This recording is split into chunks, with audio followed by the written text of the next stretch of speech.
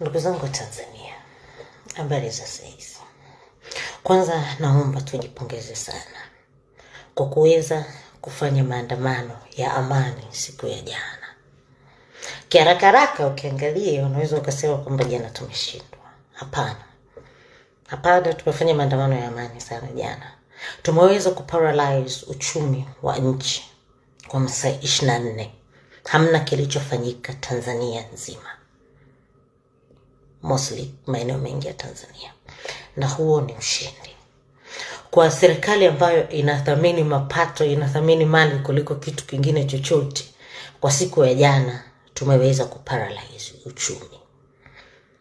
Tunatakiwa tuwe strategic, tuangalie njia nyingine ambazo tunaweza kufanya maandamano, mgomo, kwa njia nyingine yoyote mpaka Samia ashindwe kuendesha hili taifa.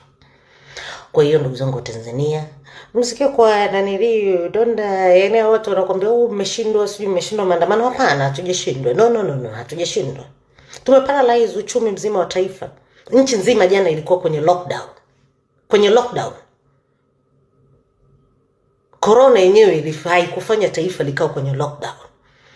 Ila vijana wa Gen Z tumeweza kufanya taifa likao lockdown nchi nzima. Mpaka sasa hivi kuna maeneo ambayo bado lockdown hazijaisha.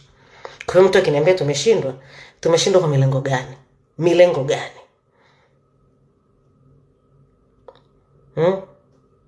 Kwa hiyo tujipange upya. Yani maandamano haya yanaendelea hivyo, tunajipanga upya na tunakuja mpaka Samia ashindwe kuendesha hii serikali.